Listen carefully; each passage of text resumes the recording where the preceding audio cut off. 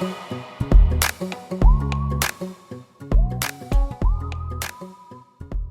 are numerous examples in our country's history. अपने देश के इतिहास में बहुत सारे उदाहरण हैं जहाँ पे औरतें साथ में आई हैं एक समूह में, and they've come and they've claimed their space and they've led from the front lines, right? So, but how do we build those pathways for women's collective leadership? What are those pathways going to look like, and how does women's participation in leadership contribute to a thriving democracy? I'd like to now call upon my panelists for the first panel now. On the front line, women in political leadership, Professor Vibhuti Patel, Vice President, Indian Association for Women's Studies, Sushmita Dev, former Member of Parliament, Rajya Sabha from West Bengal, All India Trinamool Congress, Nandita Baruah from the Asia Foundation, Krishnaswamy, co-founder of Political Shakti, and Lora Krishnamurthi Prabhu, co-founder and managing director of CEQUIN.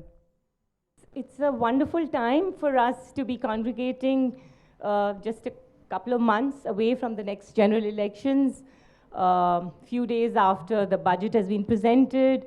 So I think it's really time when gender issues become mainstream conversation. So I'm really, really excited, and we've had the Women's Reservation Act passed in Parliament after nearly 3 decades of that movement that led to it. Ultimately, it happened quietly, and we're still kind of trying to understand what it means. So I think this panel today is going to help us to understand what we have in store as we move ahead for the next decade. I'll hand it over to you, Vibhuti ji. Please go ahead. Give us a sense of the history of the women's participation which led to today's moment. Yeah. Thank you very much. First of all, I would like to congratulate CEQUIN for completing 15 years of meaningful work. I have seen organizations which don't do anything but have very impressive visibility. And and here so much is happening at a ground level. Even a person like me who has been in women's movement for 47 years doesn't know that such excellent work has been happening. So we all know that when it comes to participation in social movement, next one, women's participation has been very, very robust in India since early 70s. We can see that we have 45 years of struggle in the women's rights movement in my generation, but we all owe it to Savitribai Phule and Fatima Sheikh, who taught Indian women to get out of 4 walls of domesticity and be part of the larger world. They were not only educationists, but they were the social reformers who fought against all the evil practices of female infanticide, persecution of widows, so-called illegitimate children. They formed more than 123 schools. Next one. We also owe our gratitude to 15 women freedom fighters who played very important role in the freedom movement. They had a lung power, they had tongue power, they had a power of pen, they had power of public speaking, and they were committed to women's cause. And if you go through the history, and I think our previous speaker, Priyadarshini, told us about robust research that we need, what all went through for nearly 30 years of debates in a pre-independence period. We did not get adult franchise on platter. They had to really struggle against the internal patriarchy within the Indian National Congress, and also the overall antipathy towards women. Next, please. So when it comes to political, women's movement has given a slogan, personal is political. We witnessed it way back in 1972, where women in tribal areas of Maharashtra who were asking for employment guarantee scheme, they said that politics is the only solution. The song is in Marathi, Chala Bai Chala, Ekazut Kara. Now it was in 1975 that women in the UN, they said, every time women tried to open their mouth, they were asked to bring coffee and sandwich. And a woman who shouted, and she said that, I don't make coffee, I make policy.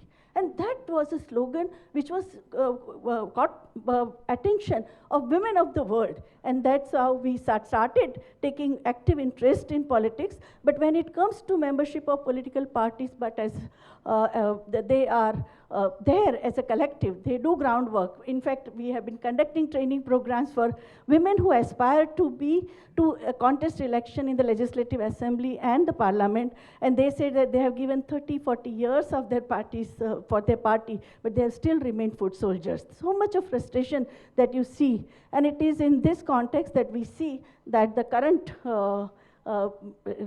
passing of a bill, but now it has become Act, Women's Reservation Act, has its relevance. Maybe what are the intentions you can debate. Next, please. So I think getting foothold in public spaces is very important, and now we have seen over last 30 years, though 5%, 10%, 20%, 25%, we have seen women's representation, more and more women participating in public life, but still they face glass ceiling, sticky floor. Yes, we have to fight against that, and we have now the National Commission for Women was a long-standing demand of Towards Equality report, which was debated in the Parliament of India in 1974. Finally, we got it in 1994. So affirmative actions are extremely important to deal with the historical injustices women have faced over the last 5,000 years.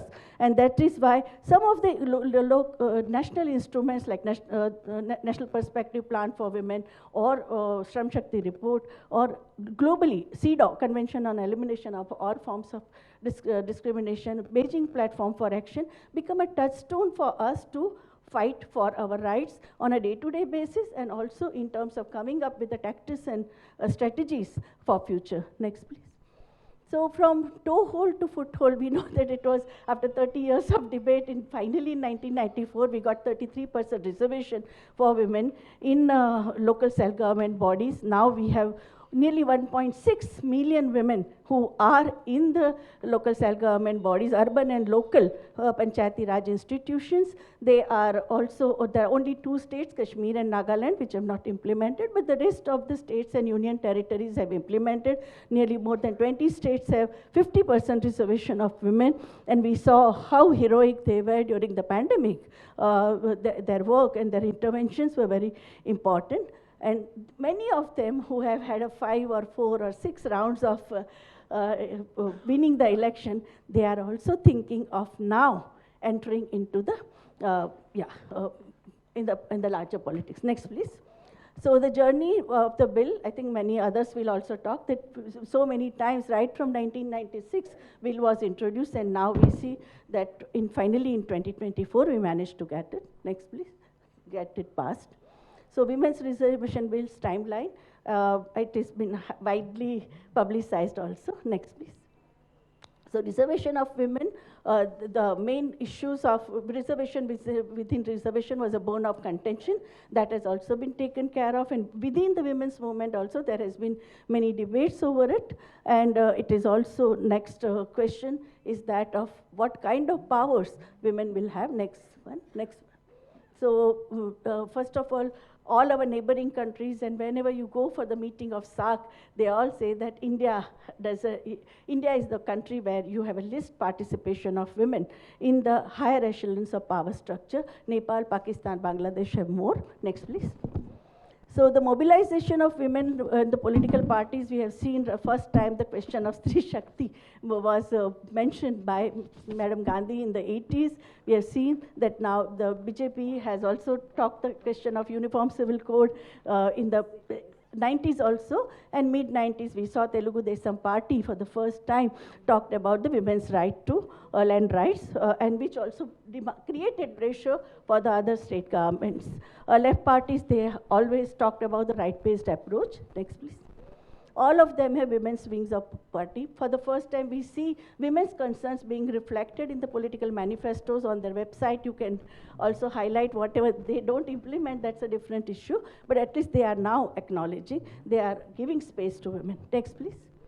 So the percentage of women in the various elections, if we see from 1951 to the last 2014, we are seeing that there has been zigzag, but now it raised to 12.15%. Next, please. When it comes to women in Lok Sabha also, we have seen that in terms of number, there has been continuous increase, but as we population of India is also increasing, constituencies are increasing. So in terms of percentage, it has remained 10.6%. Next, please.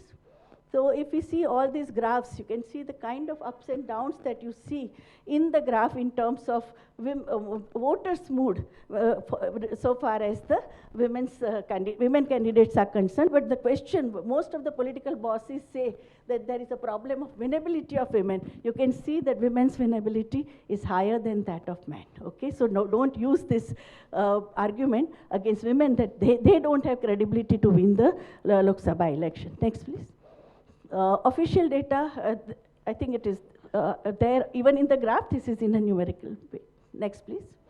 So the controversial issues over the, which has created major political polarization was the Devrala Sati episode 87, Shabano case 86, communal carnage of 1993, caste conflicts during 1980 to 23, moral policing became a major issue in so many countries, so many states, intercaste, interreligious marriages and honor crimes, gender-just family laws in the matter of marriage, divorce, custody of child, guardianship right, right to property and inheritance, and SC, ST, OBC women's representation in the, within the women's representation. These have been the larger issues which have shaken the national political scenario in our country. Next, please. So the hurdles faced by women candidates, basically money power, mafia power, and the muscle power. I think that is what makes the major argument that why we need reservation. Even those who were against reservation of women, our senior leaders who were freedom fighters, they also later on realized that it is very difficult, even for the seasoned, locally rooted activists to win the election because of these 3 M's. Next, please. So elected women representatives, the UNDP study has shown recently, the latest study shows that 46% of women in Panchayati Raj institutions are taking independent decisions. Still 54%, they are the Sarpanchpati, they are Pradhanpati, okay, that is a different thing. But 44% women taking independent decisions against so many hurdles, that is a major achievement over last 30 years, we can say, 94 to 2024. Next, please. So the reservation of in the electoral bodies, if we see that the absence of any quota or affirmative action has created democracy, it is called as a democracy deficit, because if we want a substantive democracy, then representation has to be there. Experiences of European Parliament or Somalia, Rwanda has shown that when women are in the, have a representation and voice, things make major change and it has a transformative potential. Next, please. So the new law that we got, Women Political Empowerment Day, was declared by women activists in 1994. After that, they started releasing Manifesto, that means a women's manifesto. What are our demands of the women's movement? And there are all India 8 organizations, plus there are organizations regionally also, who rally around the important concerns of women's movement. Next, please. The demand of the elected women representatives, when there was a Chalo Delhi campaign where 5,000 women elected representatives gave their memorandum, there also you can see some of the extremely crucial grassroots level issues are reflected in the demands. Next, please.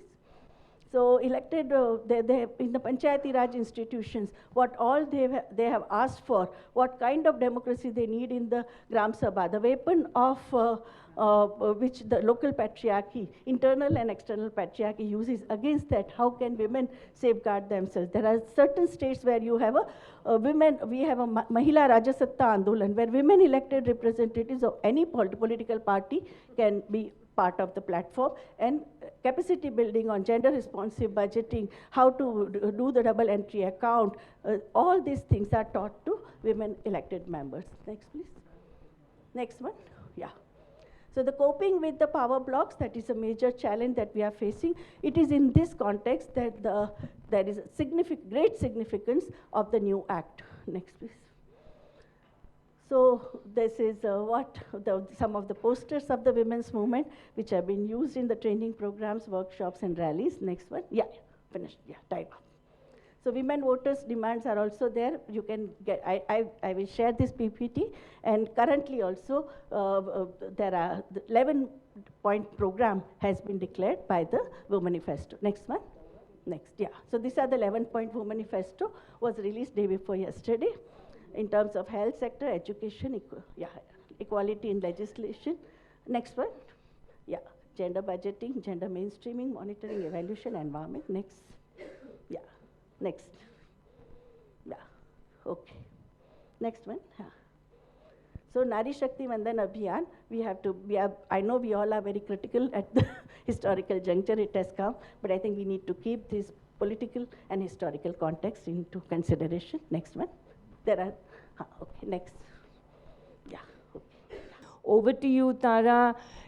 Please help us understand, whether we should be excited about this act, what to look out for, what does it hold for us in the future? Sure. I think there are probably like 3 or 4 questions we need to answer for ourselves. Okay. So first of all, why do we have reservation, and is that the only way out? So if you page down, this is the situation today. So 2024, 1952, the first elections, we had 24 women. Now we have 78 women. That's about 50 odd women in 75 odd years, which means democracy left to itself in India is incapable of sending even 1 woman per year to parliament. That is how pathetic gender equity in politics has been, right? So there is a compelling need to fix that, right? So keep going, please. This is, the red line is where it should be if we have equal number of women. This is how we have been over the years. So you can see that the progress, when there are slides that say the progress, there has been progress, no, there hasn't. This is not progress, right? This is with respect to population, this would actually be regressive. Okay, let's keep going, please. This is female MLAs. The black is here across the states. So this kind of, just to tell you how stark the situation is why I have this. Let's keep going. So why should we have women in parliament?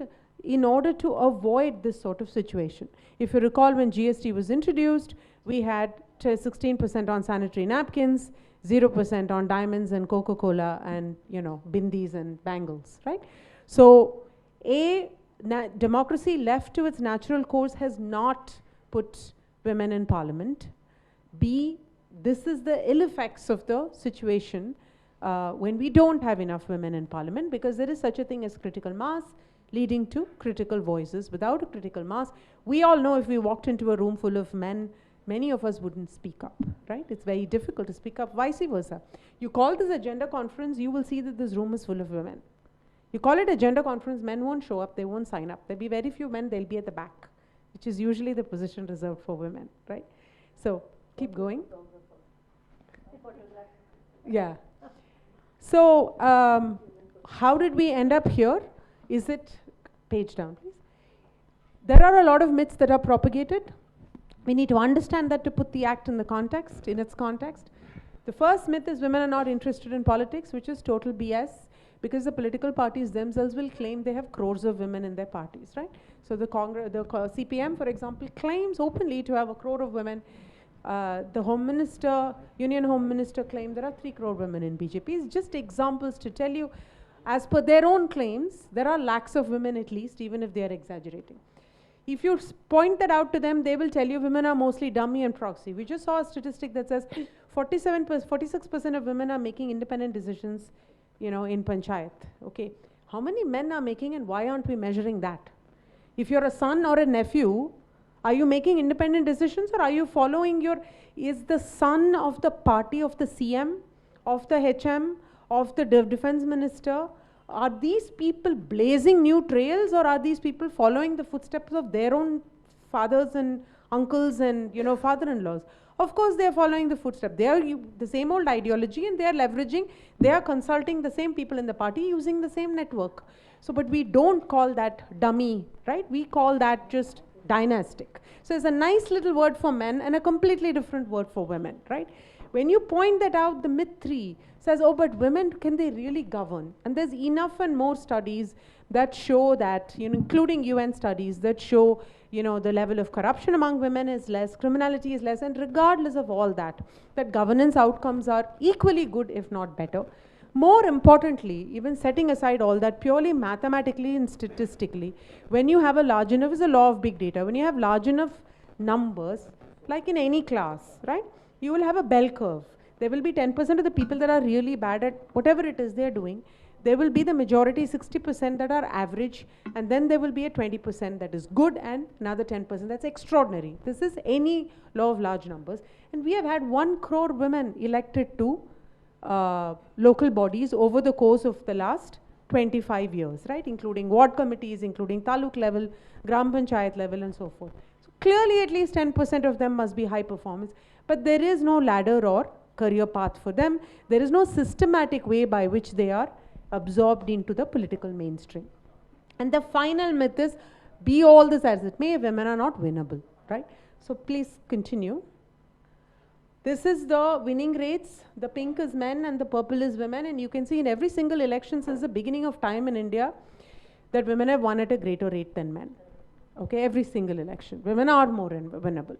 So the biggest challenge with women in politics, and Sushmita Dev ji is right here, is that you are not only competing with men like you are, you know, in the economic sphere, like you are in the social sphere, like in any other career. There are a fixed number of spots. The pizza pie is a fixed size. There are X number of slices. If I need to get a slice, you need to lose a slice. There's no other way. So you're actually taking away their position. There are X number of MLAs or X number of MPs. And worse, you're taking away a position not just for, you know, running a business or for heading a company or for being a professor or a head of a department or a sports person, whatever. This is actually the power to run the country, to make decisions, to make policy, to change the fate of millions of people. So there is the greed for power as well that you're replacing. Okay, so to keep going. On the other hand, if you stripped patriarchy from society in terms of giving women opportunities, not what happens afterwards, but just in terms of giving women opportunities, if you strip them of patriarchy, you will see that the average percentage of elected women actually on the whole across India exceeds the 50%, right? There is 33% in some states and 50%, but it exceeds the percentage of reservation, meaning that if you just provided opportunity, more women than reserved stand for elections and come into power. To keep going, so the net of the problem is simply that parties don't offer tickets to women. The percentage of candidates that parties field is too small. So when your input is so small, your output cannot be very high. So this is the crux of the problem. The parties are the devils. Keep going. So we know power concedes nothing without a demand, right? Never has, never will. This is from the abolitionist. So many of us have made demands. She talked about the history of women's movements. Keep going. And one of the group that I founded, Political Shakti, has also made a lot of demands about this. Let's keep going. Page through very quickly, please. And you know, we've just one before. One before, please. Yeah. So we've worked with parties, voters, MPs, and women candidates. And I want to just talk about the women candidates. One of the things that we did relates back to what CEQUIN said, and that's why I want to spend a second on it, which is that in addition to running air campaigns and campaigns at the largest level and ground campaigns, grassroots campaigns, one of the things we recently did was to help one of the MPs set up an internship program for young people. In the US, if you're a senator or a congressperson, your local constituent women and men, young people, students and young people can apply to work as an intern and therefore get politically trained, and they can work on both the elections politics and governance policy, and therefore explore and then decide whether they want to go forward with that. India doesn't have such a program. You know, the LAMP Fellows is just for legislative and it's extremely exclusive. It really has nothing to do with the constituency in which you're born and raised, which is what you need. So that is something we helped set up with, Shakti helped set up with Jyoti Mani in Karur. She's a Lok Sabha MP. And we set up an internship program where she put out an application, we helped design the application, hundreds of young people applied, and it's a residential program, you stay there for 6 months to a year, and you work with her in the constituency, You can choose the governance path or the politics path. You approach voters / you approach, you go into villages. It's a semi-rural constituency, urban and rural, and you understand the problems. Two interesting learnings from it. One is that when the application said anyone under the age of 35 or 40, we got very, very, very few women. We wanted 50% women. I said to her, let's remove the age limit and just see what comes. It's after all up to us to decide what we do with it. We removed the age limit and we got hundreds of women. And when we started interviewing them, and I think the women in the room understand why that's the case, you know, the women came up and said, look, I'm 50, my work at home is done. I'm 45, my work at home is done. I've fulfilled my domestic responsibilities. I've raised my kids, they're now independent. I don't have to be home all the time. I want to come do this, right? But when you're 30, domestic pressures are a certain way that, and you need permission. By the time you're 40, 45, you fought and won the battles, right? Or they've given up on you at least, go do, right? So something to learn and understand that if we just follow the male model, we're not going to end up with more women. The second thing is, the cohort is designed with 50% men and 50% women. We deliberately work with men. And the outcome is that, at the end of this, young men told us, when we started, we thought, what are these women doing in politics? The women who had joined the cohort. And when they ended, they said, having worked shoulder to shoulder with them, we realized that we cannot do this without the women. Because in many homes, they're not going to allow us entry. We can't talk to the women in the homes. Or the women won't confide in us, even if they talk to us, right? They won't tell us what the problem is, why certain schemes are not reaching them, right? Why the Swachh Bharat toilet doesn't work. So it is so important to take men along this journey because they are the reason why we are here.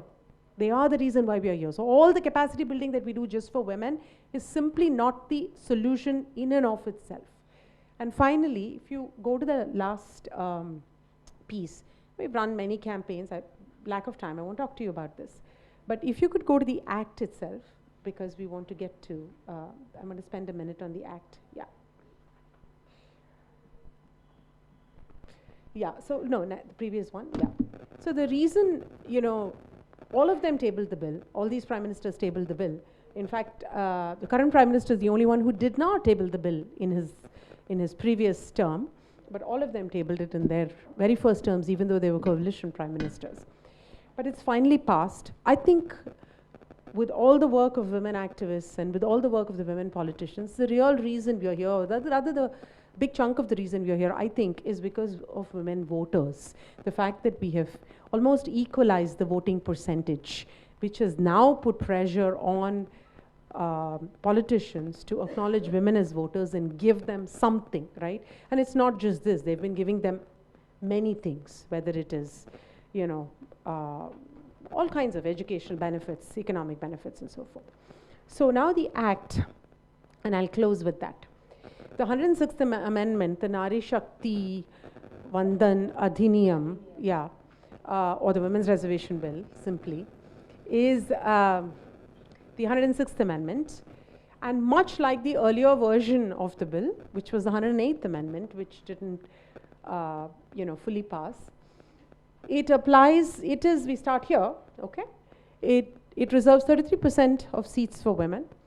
It reserves them in both the national legislature, the state assemblies, and now the union territories as well, right? Delhi and other union territories as well. It applies only to the lower houses, so it doesn't apply to either the Legislative Council in some of the states that have it or the Rajya Sabha. It provides for a rotation of seats, so it is not the same seat that will be reserved for women. And it applies to the SC/ST seats as well, so it's 33% of general quota and 33% in the SC/ST quota. And there have been 3 issues that continue to stay as sticking points. I'll just refer to it and then close so we can get to this.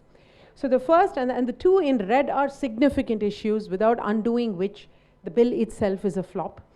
The first issue is that this will kick in only after census and delimitation, which means that the next census, which may be, you know, which is due in 2026, and then that may take a couple of years to complete usually, So you're talking at least another 4 years before the census is complete, starting now. So it is not for this Lok Sabha election.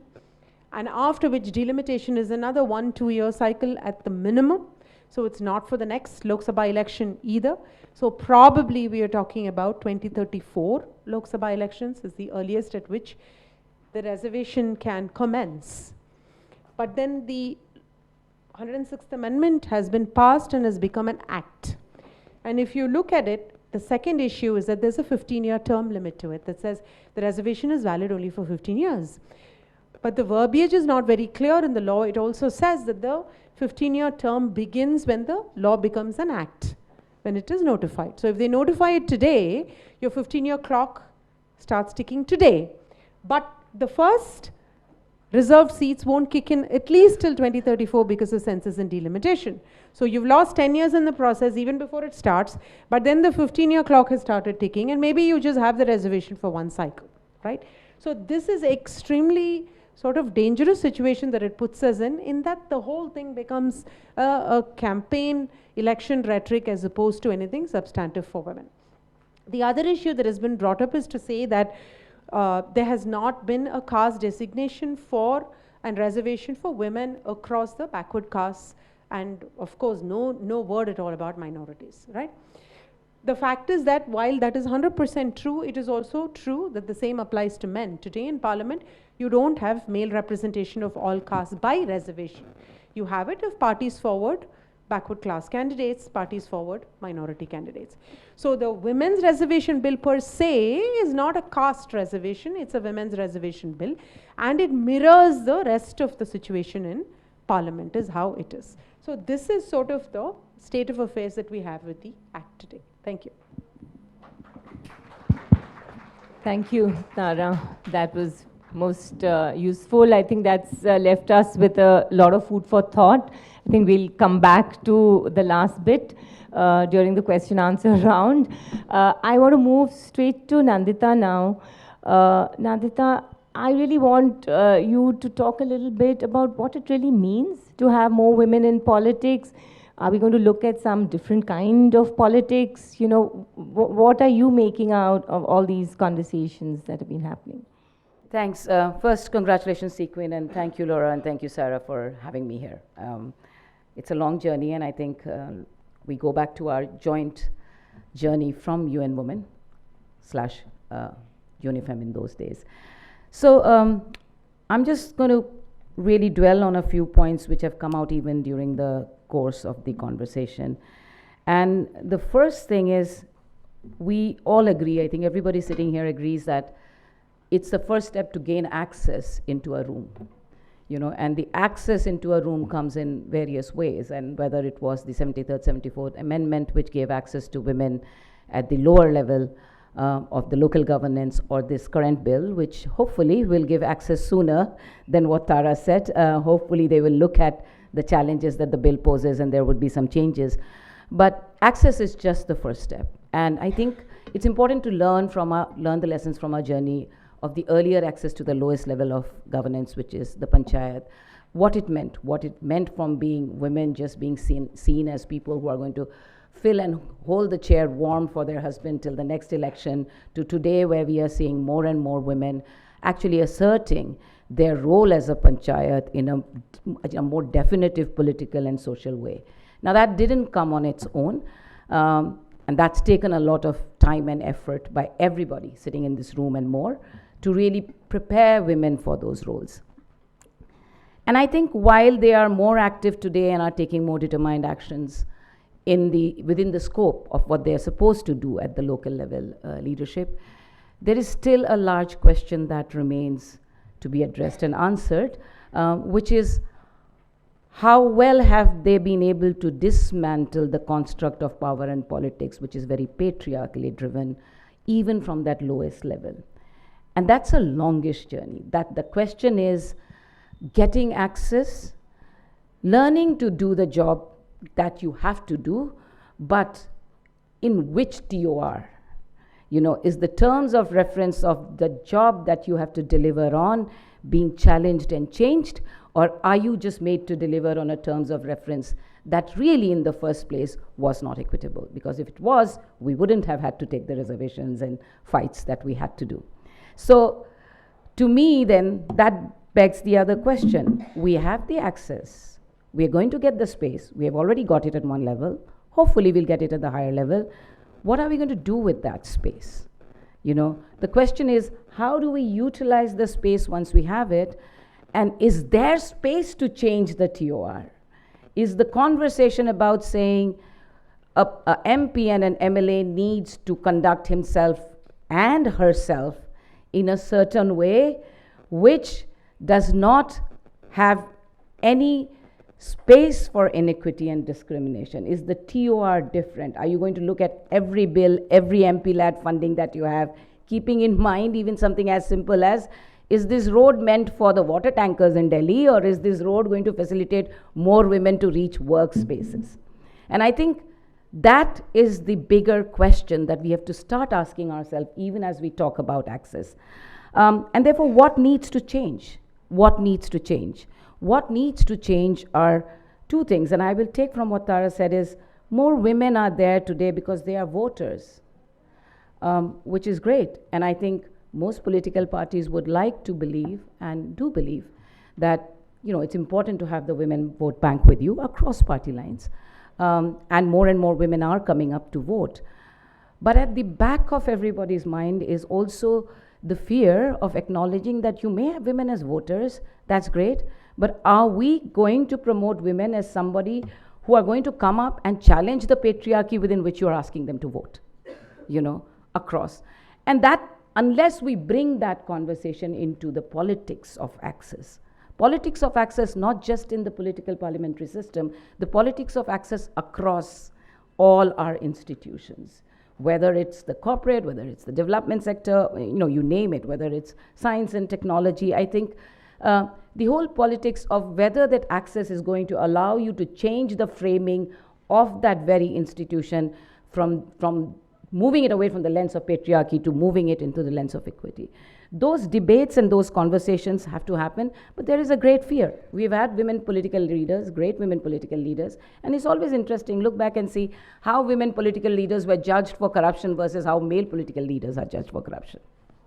You know, not just in India, across Asia, across the world. How women political leaders are being judged for choices by calling them moral or anti-culture versus how men are judged for choices by saying enabling, empowering. You know, that language of claim and access still remains very, very patriarchal. And that perspective and that framing is something I think we need to look at, which is why it's the 3M, money mafia muscle. The money mafia muscle is not just by default, it's by design. It's the design of politics in a way that you think it enables you to really run it from the perspective of patriarchy and push things that you don't like, which are equitable, not just for women, but for all other groups of marginalized people, in the name of culture, in the name of social, you know, norms. And I think that is the other framing that we have to start asking ourselves as we prepare women to access these spaces. We've spent a lot of time really investing in women, and you know, sometimes when more and more women start occupying these spaces, the paradigm shifts, because then the women are entering the spaces with the lens and the stories and the lives that they have lived, and to a great extent it changes. But at very, very entrenched politics, women are forced to start applying the same patriarchal lens to operate within and to be seen as successful. You know, so when they say women are not good leaders, they are not good leaders to do what men want them to do. But they are going to be good leaders if you change that paradigm and say, power is not about aggression. Power is also about empathy. You know, power does not equate, you know, is not equal to being an aggressor, or power is not equal to showing your muscle. Power actually equates to care, to caregiving, to being inclusive.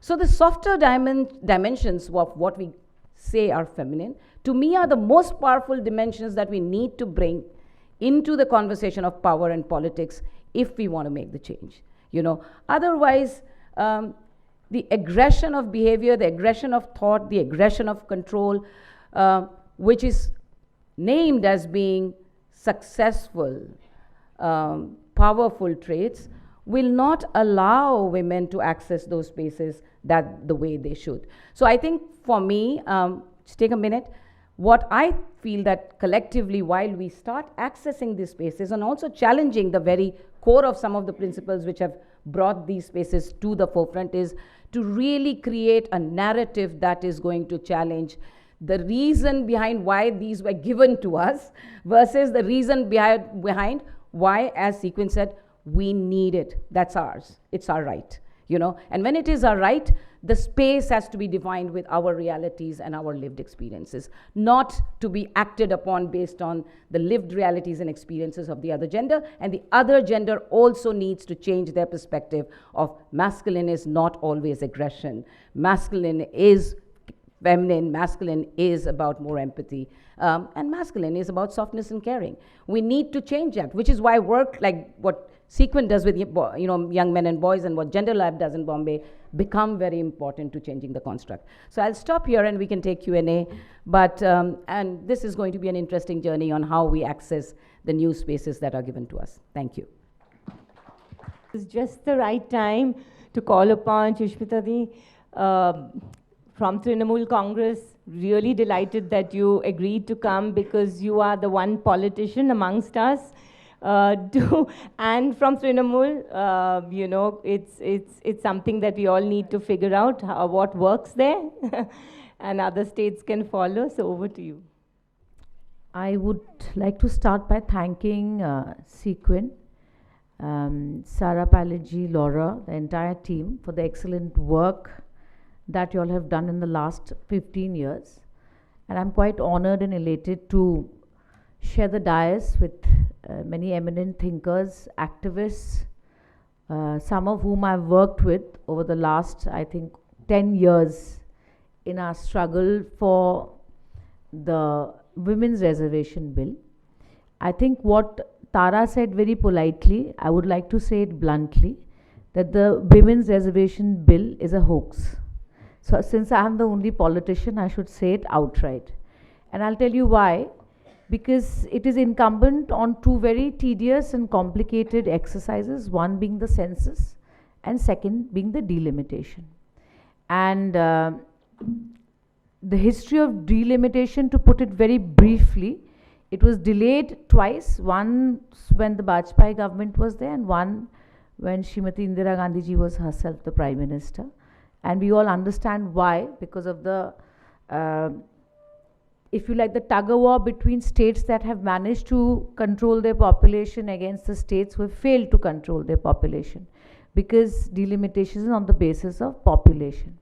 So where are we at? We are at a situation when your mom says, I've cooked you lunch, but it's lying in that cupboard and it's locked. So you can't complain, Mom, why aren't you cooking for me, and neither can you eat that food. So that's where women's representation in the parliament is at. And of course, those are my views.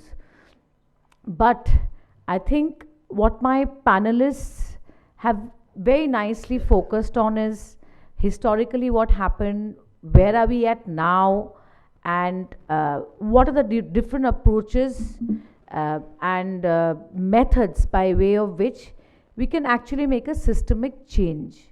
And I cannot deny that political parties are the gateways to politics, whether it's for women or whether it's for men. And I think the primary duty lies with political parties to bring that change of bringing more women into electoral politics, and not just electoral politics, because it's a fallacy to think that everybody wants to fight an election, but to bring women in positions where they actually have a power or a role to play in decision making within a party. And I think there is absolutely no excuse for any political party to say that why there are not more and more women sitting in positions of power within the party apart from electoral politics. And the second and the more controversial aspect is, of course, electoral politics. So as you all know, I joined All India Trinamool Congress in August 2021, and before that, I headed the women's wing of the Indian National Congress. And I can tell you that it was a very enriching experience for me to run the women's wing. And the difference, if you like, where I felt after joining Trinamool is, they had already acted upon what we were aspiring to do. So, looking at it very closely, what I'll make it anecdotal rather than theoretic and academic for you. For instance, I went for a big party program where Honorable Chief Minister Mamata Banerjee was there, and she has this tendency of not sitting. She walks around on the stage, so she walked around once or twice, and she looked back and made a sign to somebody, and within like a minute and a half, she changed the entire seating arrangement of her stage, and they were like more than 50% women leaders were called on.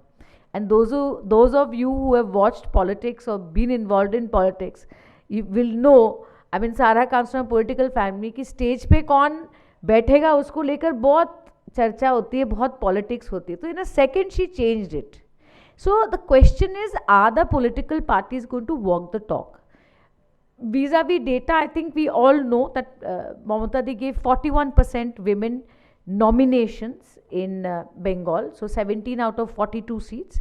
And I have to say that the women did very well because 9 out of those 17 women went, so the strike rate was more than 50%. So that speaks volumes. Now the question is, how could she do it? Why could she do it? How did she make it possible? It's very simple. Mamata Di is the vote catcher. She's the one who steers the party. People vote for her, and she used her popularity. She used her popularity and her brand to propel more women into electoral politics. So net, what I'm saying is, all it is, it's political will and conviction of the leader to bring more women into electoral politics. There's no rocket science in it, if you like. But how can it happen? I think organizations like CEQUIN, now that the reservations bill is out of the way, I mean, theoretically, I think what organizations like yourself should do is actually approach different parties to make sure that they make a paradigm shift in their heads and in their systems to make a systemic change within the party to ensure that they bring more women into their political system. And I think the second thing which well-known organizations like yourselves can do is capacity building. See, what hurts me more to see a deserving woman not getting a ticket is to see a woman who's not deserving sitting on that chair.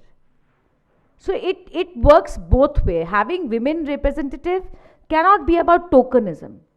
We may have had one prime minister who's a woman, a president of India, Lok Sabha speaker, and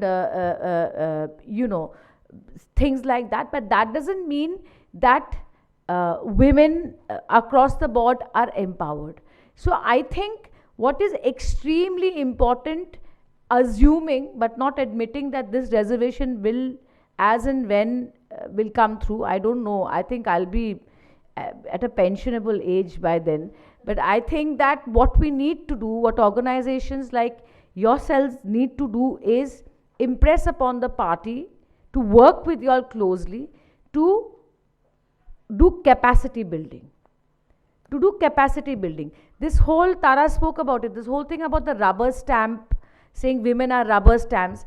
Believe me, I've seen lot of men in politics who are worse than rubber stamps, who know nothing about the panchayat system, about the municipality, what is a finance commission, what is, funds which are, if you like, coming, how they're supposed to be used. So that argument fails. But yet, having said that, to give quality governance coming from women who are equipped to fight elections, to speak in parliament, assemblies, wherever, capacity building is extremely important, where I think organizations like yourselves can work very well.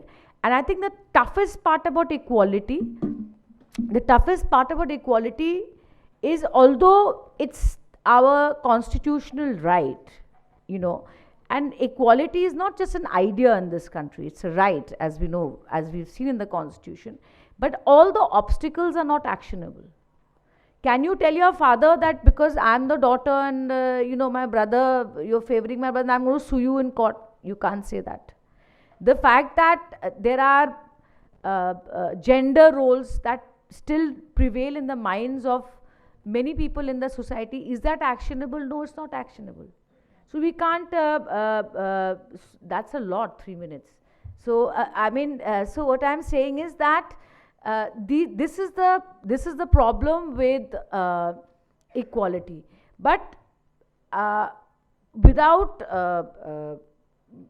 making this speech any longer, I want to, you know, introduce an idea to this audience and think about it. There's a book written about it.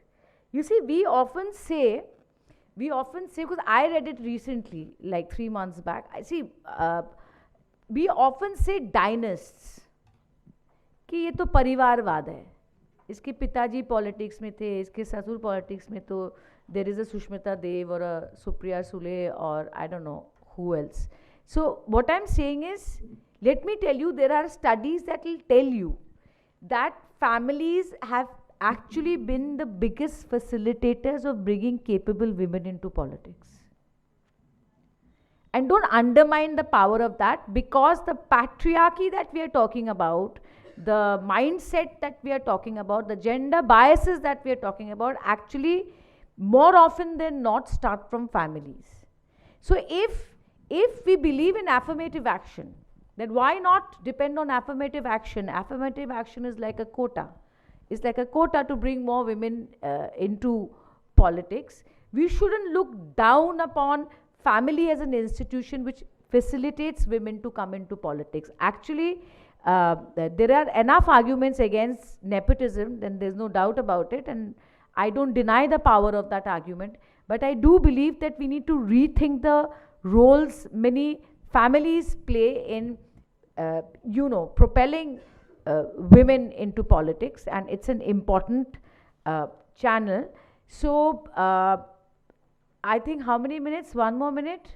2 minutes. Okay. Last but not the least, just something else that you all should think about is policies apparently passed to help women often harm women.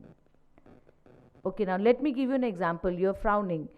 Now there is the Maternity Benefit Act. Have you been through it ever? It is one act. Please don't get me wrong. I'm absolutely for lactating, pregnant, and mothers with infants. They must be given, you know, the space, time at their workplace. But the way it has been packaged, where you're imposing it on private companies without any financial impetus from the government, has actually made women between the age of 20 and 25 less employable. So when you see a 21-year-old girl, you start thinking, oh my God, I need a creche. I have to let her go home to feed her child, then I have to do this. So employers have started worrying about younger women, employing younger women. But if this whole thing had been incentivized, and it has been in many countries in Europe, where the government says that if you comply with this, we will give you some sort of a fiscal impetus, which actually has the impact of bringing more women into the workforce. I remember writing to the Honorable Speaker of the Lok Sabha when the Maternity Benefit Act was passed, saying, here we are passing a law saying every woman in a private sector must have these facilities, but in Parliament, where there are so many women, I don't see a creche or I don't see any facility there. So what I'm saying is, legislation for women must also have the impact of actually making that change or shift which we all dream of. It has been my absolute pleasure to be amongst you and speak to you, and good luck for your future endeavors. Thank you. You know, I think I want to make the most of the time to kind of throw it up to questions. I think there'll be a lot of questions from the room, so Please go ahead. Hi, I'm Pranav. I am a lawyer. Tara ma'am pointed out that there is a pre-existing problem in the parliament wherein the backward class people, there is no representation provisions for backward class individuals.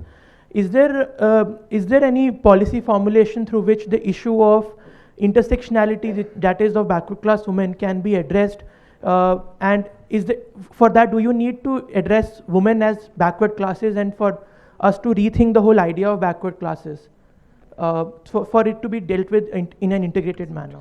I haven't seen the Parliament approach the issue of reservation through the lens of intersectionality yet.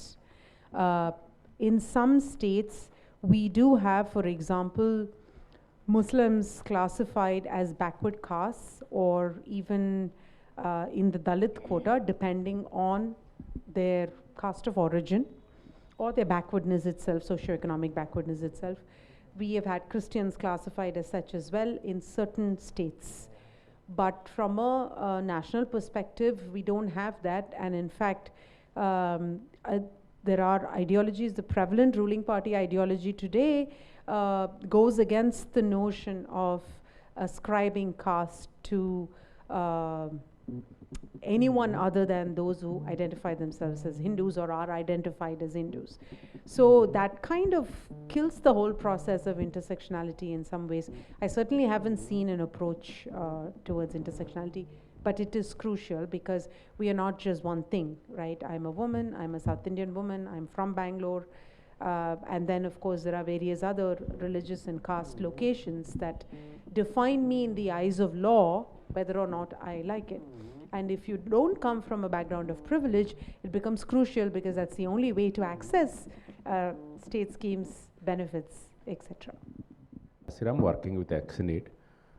जब हम लोग काम करते हैं ये जो elected representative specially with the panchayati raj system, what has been the observation is the unpaid care work, जो burden है ये रेस्पॉन्सिबिलिटी लेते हुए वो और एक बर्डन उनके पास आ जाता है, and the kind of sitting fees and that is allocated to them as the elected representative is extremely low. So in that case हम लोग कैसे ये एडवोकेसी को आगे ले सकते हैं कि इसको और बेहतर किया जाए? आई थिंक ये जो अनपेड केयर वर्क की बात आई है, तो उसमें एक तो क्रैशेस पहले बहुत, आज हमारे देश में बहुत कम 10% क्रैशेस ही बची है, तो पालना घर होना बहुत ही ज़रूरी है. सिर्फ जो इलेक्शन में पंचायत में उनके लिए ही नहीं, लेकिन जो भी कामकाजी महिलाएं हैं उनके लिए कम्युनिटी बेस्ड पालना घर या तो काम की जगह पे पालना घर होना बहुत ज़रूरी है. मैडम ने भी कहा कि पार्लियामेंट तक में वो नहीं है. और दूसरी बात की जो आपने कास्ट बेस्ड रिजर्वेशन की बात की, तो जो पसबंदा मुस्लिम्स हैं उनको कई राज्यों में उनको माना गया है रिजर्वेशन के लिए. दूसरी बात कि बुद्धिस्ट दलित है उनको हम कहते हैं कि वो रिजर्वेशन में आते हैं, लेकिन क्रिश्चियन दलित्स को अभी तक नहीं लिया गया है कि जो सफाई कामगार भी है. तो बहुत ही एनोमली हमको दिखाई देती है अलग अलग राज्य में और यूनियन टेरिटरी में. तो ये बात बहुत महत्व की बन जाती है जब हम one thing to add for the women elected representative and crashes जो आपने पूछा, in Karnataka the government has just introduced what is called Kusina money. As you know, Anganwadis have a age limit, right? They don't take infants, for example. So Kusina money, the purpose is to have at least one per panchayat, so for several villages, and explicitly for women elected representatives, NREGA workers, working women, to drop children who are even infants. They have just born to, the age at which they can go into 3 years old, when they can go into an Anganwadi. So Karnataka government has just started that initiative. It'd be interesting to see if it, can be taken forward in other states as well. I want to make a comment about progressive legislation. Right from colonial times till now, every time progressive legislation for women has come, it has backfired in a short term, but slowly and gradually, I think gets accepted. I can give you an example of when Mr. Sharad Pawar announced 30% reservation for girls in engineering college. There was a massive sexual harassment in engineering colleges. Principals, they could not even handle the situation, but now Maharashtra is the state which has highest number of women engineers. After capacity building, campaign, and discussion in a women development cell, boys have now accepted it, and the whole campus atmosphere has taken it for granted that it is institutionalized.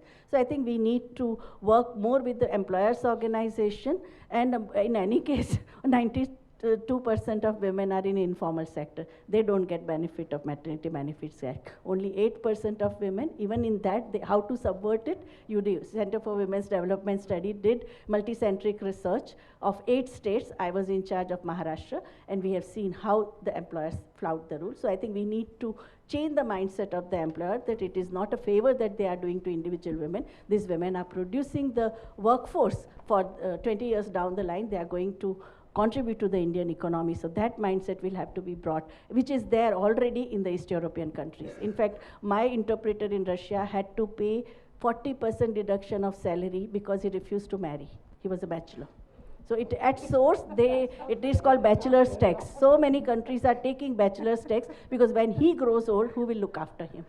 So I think we need. I do just quickly add one point on the care. I think I think personally, I think for me, it's important to see that when we talk about creche and benefits of maternity, we are still pushing the burden of care to women. I think that creches are not to be in only places where women work. They should be in places where men work, so that the women can send the child with their husbands to the creche they have, if it's not theirs. And leave for maternity, I'm sorry, is not just, why is it just 6 months for women? I think it should be something that has to be left decided, that the men should be allowed to take 6 months if the wife is pregnant. If she doesn't want to take a break from her career, she shouldn't have to take a break from her career just because, and then it becomes easy, oh, you have maternity, so you take it.